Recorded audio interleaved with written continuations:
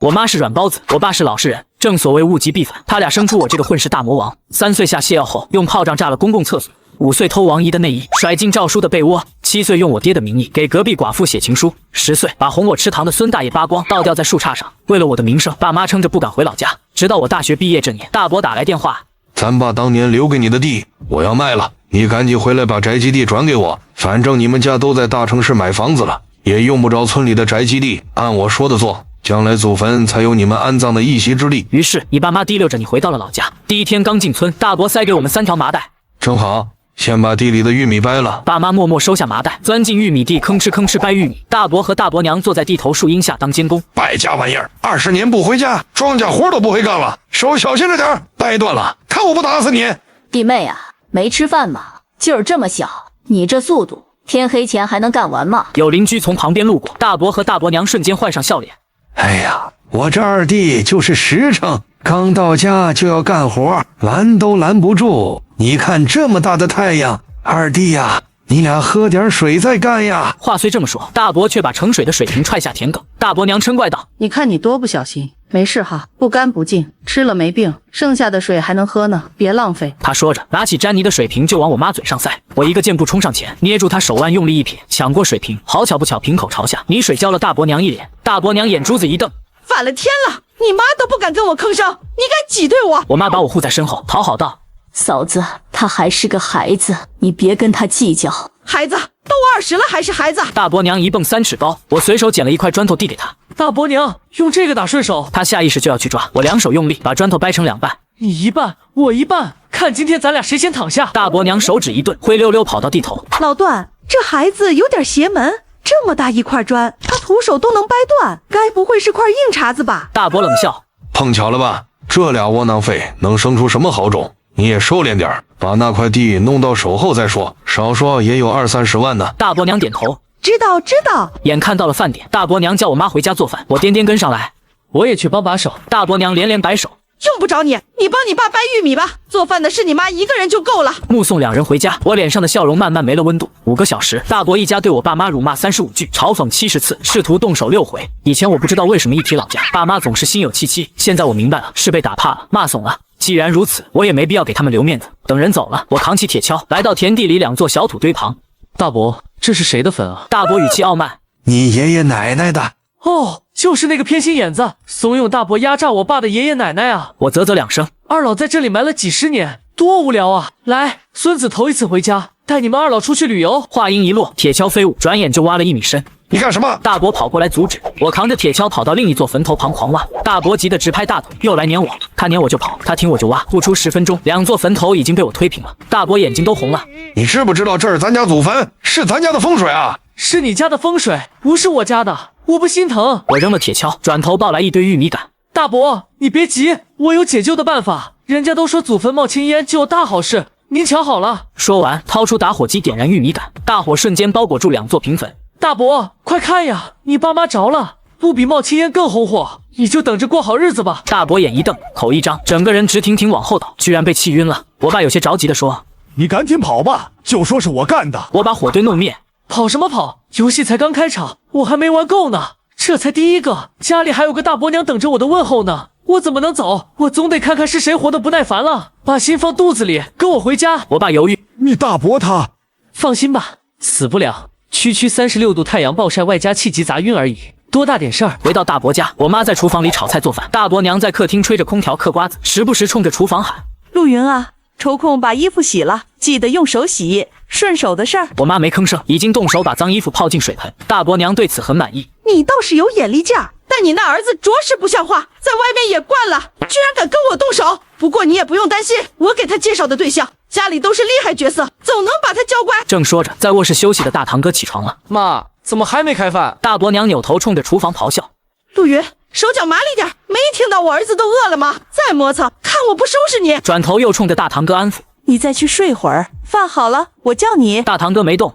我刚刚听说你给段恒介绍对象了，我还单着呢，怎么没见你给我介绍？大伯娘压低声音：你当是什么好事儿？那女孩是个智障，脑袋不灵光，人家答应我了，只要介绍成功，就给我10万块介绍费呢。这些钱可都是你的。大堂哥满意的上楼了。大伯娘回头看到刚进院子的我，脸上笑容1秒消失。你俩怎怎么回来了？你大伯呢？我挠着头憨笑，在地里睡觉呢，我看他睡得香，没忍心叫他。大伯娘没多想，只拿白眼狠狠剜了我一眼。回来的正好，你妈一个人做饭太慢，你去帮帮她。好嘞，我麻溜就要钻进厨房，我爸一把拽住我，我来烧火，你去玩。我眨眨眼，你不怕大伯娘骂你？我爸闷哼哼地说，他骂就骂，我当听不见。凭什么他儿子睡到日上三竿，我儿子就得当仆人？这里我跟你妈忙活，你别沾手。就这么拉扯了2分钟，大伯娘又尖叫起来，一个个耳朵聋了，还不干活，作死啊！我推开我爸，别伤到你。我爸紧张，你要干嘛？干嘛？当然是干活了。我挽起袖子拎起一件裙子，小手一扯，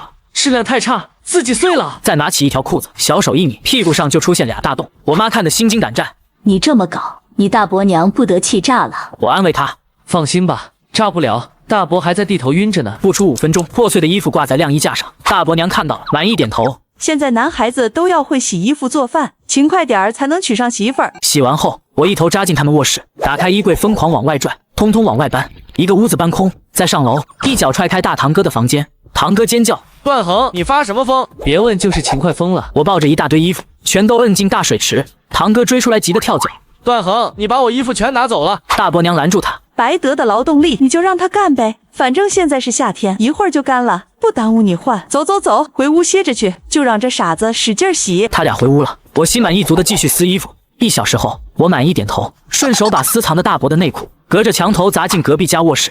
洗完衣服，我又钻进厨房。饭做好了吗？我妈点点头。我拿盆子盛满1盆塞给我爸，你俩出门吃。催着2位出了门，我转身就把厨房点了。等到黑烟滚滚，火苗乱窜，半个村子的人都惊动了。一群邻居拎着水桶盆子冲进来救火时，大伯娘还在悠悠嗑瓜子。弟妹，饭做好了吗？村长对着他破口大骂：“吃就知道吃，房子都烧着了没看见？”大伯娘整个人清醒过来，她蹦起来了：“段远、陆云，我让你们做顿饭，你们居然敢放火！”此时我们娘仨早已经吃饱喝足。我可怜巴巴地问：“啊，饭早做好了呀，大伯娘你没去厨房吃吗？”哎呀，都怪我，你家衣服太多，我爸妈帮我搭衣服去了。大伯娘你气性也太大了，吃个饭怎么还能点着房子助兴呢？村长听完，满是褶子的眼睛眯了起来。都是一个村的，谁还不知道谁家那点破事儿？20多年前就知道段家偏心老大，把老二挤得没活路，远走他乡。想不到20多年了，段老二回老家头一天就被人指使着洗衣服做饭，上午还有人说他一家人连门都没进就被拉去地里干农活。呵呵，一群蠢出升天的东西，懒死算了。明火扑灭，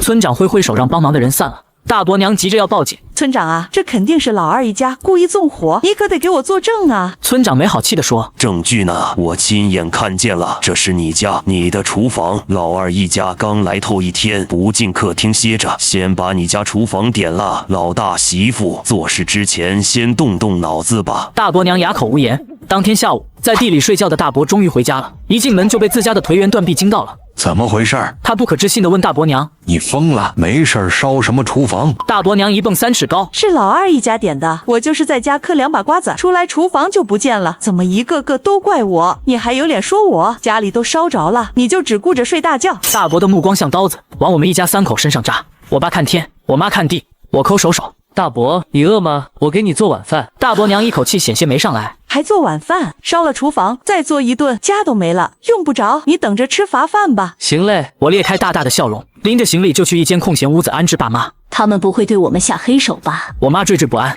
我让她放100个心。收了人家10万块的介绍费，那钱还没到手，他们不会轻举妄动。我爸更担心了。要不咱们趁夜跑吧，总不能真娶个傻子。我挑眉反问：“你觉得他们那点招数能算计到我？”我爸想了想，摇了摇头。那我们还留在这里干什么？我解释道：“不怕贼偷，就怕贼惦记。贼都如此光明正大了，不让他们如愿，后面会有数不清的纠缠。”那你打算怎么做？我笑了。我堂哥不是也想要个对象吗？这等好事，让他们自己内部消化才合理啊。当天晚上，大伯买了好多好酒好菜，还喊来了老家的几个长辈。酒足饭饱之后，二叔就开口说教了：“老二，你大哥跟我说，你刚回村就闹这么大动静，都是一家人，这像话吗？”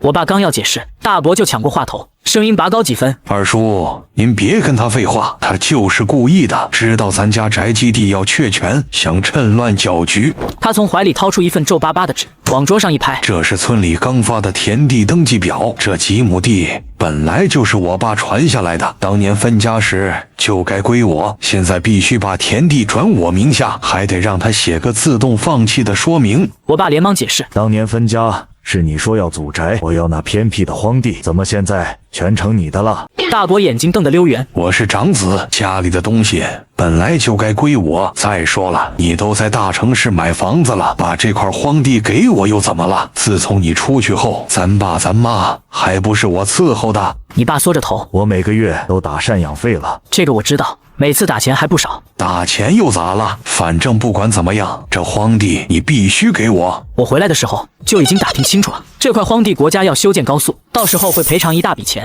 大伯就是看中了这笔钱，才想让我爸放弃这块地。大爷帮腔道：老二啊，你大哥说的也有道理，都是一家人，别为了这点的伤了和气。你看你现在也在城里定居了，这荒地留着也没用，转给你大哥多好。这时我突然打了个9嗝，一把抓起桌子上的登记表，直接撕成了碎片。这块地是我的，谁也别想抢。你疯了！大伯见状，扬起手就要打我，我早有准备，身子一歪，哇的一声，把汤汤水水的全吐在大伯身上。你大伯气得浑身发抖，扬起的手又要落下。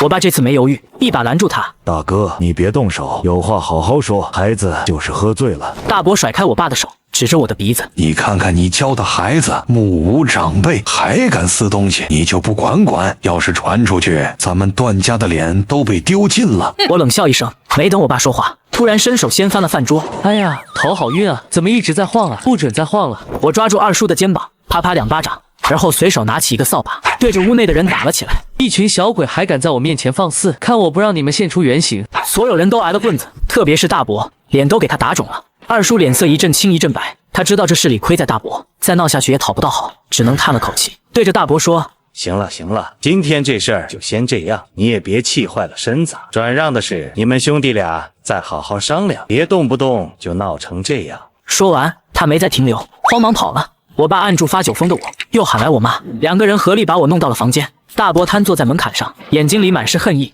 大伯娘敢怒不敢言，看人走了，才小声和大伯说：明天有他好看的，我早就和陈家说好了，就是可惜这些饭菜了。哎，哪来的狗啊，给我滚出去！我听着外面的动静，眼泪都笑了出来。第二天天刚亮，人就来了，是母女俩，女的20出头，缩着手指头流口水。大伯娘压低声音跟陈妈说：人在1楼最里面那个卧室，一会儿我把他爸妈引出来，让人进去后锁上门。陈妈有些犹豫，这样能行吗？他毕竟是个男孩，力气大。大伯娘一摆手：你怕什么？男女共处一室就是占便宜，就算他报警又能有什么证据？到时候一闹开，他只能娶你闺女。对方思忖片刻，点头同意。就按你说的办。商量好后，大伯娘扯开嗓子喊：陆云，老二出来干活了。我们一家早醒了，就等着他叫。临出门前，我爸还嘱咐了一句：别出人命，其余的随你。我忍不住笑：您还讲3分情面呢，人家都用损招了，这还能忍？既然大哥一家如此没有底线，咱们也没必要再讲情面，大不了鱼死网破。爸妈一出门，我转头上楼，敲响了堂哥的卧室门。他熬夜打了一晚上的游戏，现在还没睡醒，生气的喊：妈，这才几点啊，找我干嘛？我一个手刀劈把他打晕，然后扛起他扔到1楼卧室床上，盖好被子。女孩是个傻的，他妈让她干啥她就干啥，乖乖钻进卧室，还反锁了房门。10分钟后，房间里传来女孩的尖叫声，爸妈听到动静，从院子里急急忙忙跑过来。我怎么听到有人尖叫？我妈慌了，糟了，我儿子还没起床，是不是他出事了？大伯娘一把拦住他：急什么？在自己家里能出什么事儿？可能是钻出来一只老鼠，吓到他了。我妈急出了薄汗：不会的，我儿子胆子大，轻易不会吓成这样。她看了看陌生的陈妈：刚刚不是还有个女的吗？她去哪儿了？大伯娘和陈妈对视一眼，脸上挂上不怀好意的笑。我妈急得跺脚：你倒是说啊，那女的呢？该不会……他越说越害怕，当即又要往里冲。大伯娘死命拽着他，一边拉一边劝：你别急，我还能坑自家侄子吗？那女孩家里有钱的很，是我给你儿子千挑万选的对象。小年轻在屋里说2句话，又怎么了？你可别进去坏事。我妈气红了眼：你放屁，这不是毁我儿子清白，再拽我，我跟你们拼命！拉扯间，卧室里传来几声尖叫：妈，救我！这一声呼喊完整的传出来，让大伯娘愣了一下，这声音怎么听着像自家儿子？疑惑间，卧室里女孩傻笑的声音：就是你妈让我进来的，你长得真好看，以后就是我老公啦！下一秒，尖锐的男声怒道：你个傻子，跟你说了多少遍，你搞错对象了。一来一往，大伯娘的脸色瞬间大变。恰在此时，我啃着包子进了门。大清早这么热闹啊，你们吃了吗？大伯娘眼珠子都要瞪出来了。你怎么在这里？我扬了扬手里的包子，饿了，家里没厨房，我出去找点饭吃。大伯娘终于反应过来，你在外面，那屋子里的是谁？大伯娘疯了一样，冲到卧室门口拼命砸门。小华，你把门开开。小华梗着脖子拒绝。我妈说了，这是我花钱买的老公，就是我的人。堂哥忍不住暴怒，妈，快把他弄走，要不然我揍人了。可惜，不管几个人如何尖叫哀嚎，房门依旧稳如泰山。大伯娘拍不开门，转头就对着陈妈发飙：快让你闺女把门打开，你要是再不开门，我就报警。陈妈有些不乐意，说好的生米做成熟饭，婚事就算定下了。如今虽然出了点岔子，但影响不大，只要是男的，是谁无所谓。要是现在开门，这大戏不就白准备了？大伯娘发狠，你要是再不开门，我就报警。陈妈两手一摊，满是无所谓。你报呗，这是在你家，我闺女是你送进去的，主意是你出的，钱你也收了，就算警察来也管不了这档子事儿。大伯娘气得说不出话，陈妈反倒还来安慰她。反正事情都这样了，干脆将错就错，跟谁结婚不是过？之前说好的10万，我不仅照样给，我还给我家闺女陪送50万彩礼，1辆豪车，1栋城里的房子。听到这么好的条件，大伯冷静下来，一把抓住大伯娘。大伯娘心里一凉，当家的，你什么意思？大伯开口道：儿子要是娶其他女孩，少说彩礼也要几10万，不仅要车还要房，哪有陪送这么多嫁妆的？有了这些钱，咱一家后半辈子都值了。大伯娘脚下一个踉跄，开门的手也停住了。在屋里听到些许动静的堂哥彻底崩溃了。爸，钱，你满脑子都是钱，我可是你亲儿子。大伯劝道：反正事情已经这样了，你也体谅一下我和你妈。我从院子里掰下一条粗棍子，飞起一脚踹开房门。堂哥被堵在角落，身上的衣服都快扒光了，而那个傻子还脱了自己的衣服，正准备朝堂哥飞扑过去。堂哥看见我，张了张嘴，却没敢跟我开口求救。我掂了掂手中的棍子，说：咱俩的恩怨先放一边，你说吧，这个傻子你想怎么办？堂哥急忙说：你救我一次，我报答你。成交。我吩咐道：去堵门。我拎着棍子开始暴揍傻子。门外的陈妈急了，骂骂咧咧就要往里闯。堂哥眼疾手快，搬起一张桌子，死死堵在门口。傻子最后竟哭了起来。呜呜，都是我妈让我做的，你要打去打我妈啊，别打我！呜呜呜！我一棍子把人敲晕，提议道：报警吧。不能报。门外的大伯一声暴喝，堂哥嘲讽一笑，伸手给自己脸上甩了2个耳光，说：今天这事儿我不追究，就当还你们的养育之恩了。说完，他径直上楼，把自己锁进屋子里，再无动静。半夜，窗户被人敲响。我要走了，走之前提醒你一句，明天不要在家里吃饭喝水，我爸妈的损招多着呢，他们对那50万不死心，打算明天迷晕你们一家3口，把你打包送给傻子换钱，再制造一场车祸，弄死你爸妈，这样你能换50万，你爸妈的遗产他们也能全数霸占。我听完一点也不意外。堂哥挑眉，看来你预料到了，你心里有数就好。总之，祝你好运。我摊手，不然呢？一个连亲儿子都能拿去换钱的人，还能大发慈悲放我们走吗？这一趟回来本就是吃人不吐骨头的局，他们没打算放过我们，我也没打算放过他们。堂哥叹气，你心里有数就好。总之，祝你好运。隔天一早，堂哥已经人去楼空，大伯一家一点也不着急，反而去订了一桌子菜，盛情邀请我们一家吃饭。我们一家3口对视一眼，直接敞开了吃。饭后10分钟，我们十分配合的晕倒在地。大伯露出本来的嘴脸，啐了一口：呸！为这一家子窝囊废，费我那么大功夫。大伯娘也心情不爽，行了，别说了，赶紧把人送到傻子家去，钱不拿到手，我心里发慌。你把那破面包车开过来，把二弟他们俩送到山头上，随便找个悬崖推下去，对外就说他们自己回老家了。过个10天半个月，就算被人找到，也只剩骨头渣子了。我被装进麻袋里，晃晃悠悠送进陈家大门。陈小华有些不情愿，就不能换个人吗？这男的会打人。大伯没工夫跟他闲扯，不是给你弄晕了吗？你把他手废掉，他就不会打你了。行吧。陈小华不情不愿的答应。交接完，陈家大门一关，陈小华转头就去找锤子，可他刚拿上锤子，回头就对上我黑白分明的双眼。我笑眯眯的问：拿锤子打谁呢？陈小华一个哆嗦，慌忙说：打我自己。我拎着陈小华出了门，随便租了一辆车，顺着我提前给爸妈装的定位器，一路开到人迹罕至的黄山。陈小华鬼哭狼嚎起来：别杀我啊，别杀我！我知道错了，买卖人口是犯法的，我回去就自己去公安局自首。哥哥，放过我吧。我听得聒噪，呵斥道：闭嘴，再吵把你扔下去。不多时，车辆登顶，远远就看到大伯的破面包车。此时此刻，大伯和大伯娘正推着车子往一面崖壁下走。听到汽车的引擎声，大伯回过头，看到我时脸色瞬间大变。你不是晕倒了吗？没等我回复，他便心一横，张牙舞爪的冲我扑过来。正好我还想给你留条活路。你非要跟你爸妈一起死，那就一起上路吧！我一脚把大伯的盆骨踹碎，他趴在地上，爬都爬不起来。我脚踩在他脸上，问大伯意不意外，惊不惊喜？谁说软包子只能生软蛋？没听过那句话吗？物极必反，我爸妈被你欺负一辈子，到我这里直接进化成大魔王了。大伯娘远远看到这一幕，吓得弃车而逃，却没跑太远，被我爸妈追上去，一把揪住他的头发，把人拖了回来。我妈脸上满是愤恨。欺负人也就算了，都是一家人，你居然敢下死手！我爸满是极致的失望。大哥，我从没有对不起你，你为什么这么对我？这话他憋在心里几十年，他一直认为亲兄弟打断骨头连着筋，就算人有小心思也无伤大雅。大是大非面前，亲兄弟永远是最可靠的。可他没想到，这辈子把他逼出老家的是大哥，占了他家产的是大哥，如今想要他命的还是大哥。大伯面露狰狞，嘶吼道：家里我是长子，有我一个就行了，凭什么多出来个你？咱妈说的没错，你只配当我的血包，供养我。我爸闭上眼，缓缓转过身，身体弯了好几分。我转头问陈小华：你会开车吗？陈小华连忙摇头：不会啊，我不会。正好，我把大伯和大伯娘捆好，塞进面包车里，再把陈小华按到驾驶室里，指着操作键说：这是油门，这是刹车，这是方向盘，有手就会开，从这里开到山脚，咱俩的恩怨一笔勾销。陈小华眼睛一亮：说话算话。当然。陈小华瞬间兴奋起来，一脚油门踩下去，面包车晃晃悠悠地往山下开去。下山不要踩刹车，慢着点儿，翻下悬崖我们就死了。刹车，刹车，刹车！山脚下早有警车等待，把一车人都抓了回去。有陈小华家和我们一家3口的口供。大伯和大伯娘被判了10年。再次听到大伯和大伯娘的消息，我孩子都上小学了。听说2人出狱后想找堂哥赡养，谁知道人都找不到，在村子里也抬不起头。后来也不知道人去哪里了，反正这些都不管你的事了。